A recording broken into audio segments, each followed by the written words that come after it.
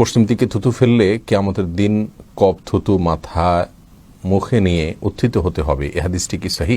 পশ্চিম দিকে থুতু ফেলার বিষয়ে আপনি যেটি জানতে চেয়েছেন সে বিষয়টি বিশুদ্ধ হাদিস দ্বারা প্রমাণিত, অর্থাৎ পশ্চিম দিকে থুতু, কপ ইত্যাদি, শ্লেষা ইত্যাদি নিক্ষেপ করা হাদিসে নিষিদ্ধ।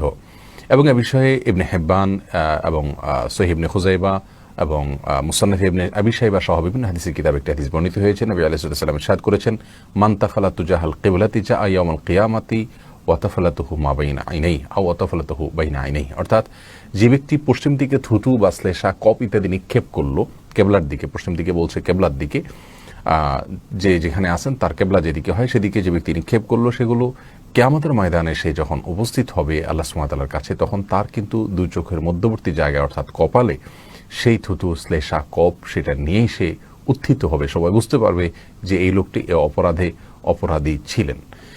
তো এই হাদিস থেকে পরিষ্কারভাবে আমরা বুঝলাম পশ্চিম দিকে ইচ্ছাকৃতভাবে থুতু, শ্লেষা, কপ ইত্যাদি নিক্ষেপ করা উচিত নয়। আমরা অজান্তে এতদিন যারা ফেলেছি তার জন্য তওবা করবো, ইস্তেগফার করবো, সামনে থেকে সাবধান হবো। কখনো ভুলে ফেললে সঙ্গে সঙ্গে আমরা আল্লাহ সুবহানাহু ওয়া তাআলার কাছে ইস্তেগফার করবো, ক্ষমা প্রার্থনা করবো এবং পরবর্তী সময়ের জন্য সাবধান হয়ে যাবো ইনশাআল্লাহ বিইذনিল্লাহ।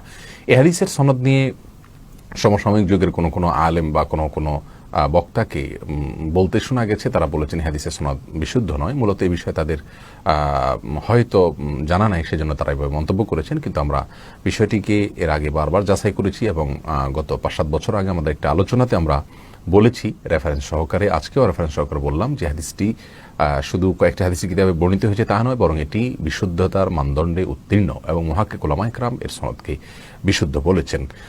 শেখ আলবানী রাহিমাহুল্লাহ সহ অনেক মুহাদ্দিসগণ, সমকালীন সময়ের অনেক মুহাদ্দিসগণ সহিহ বলেছেন। যার কারণে এই সম্পর্কিত হাদিসকে গায়রে সহিহ মনে করা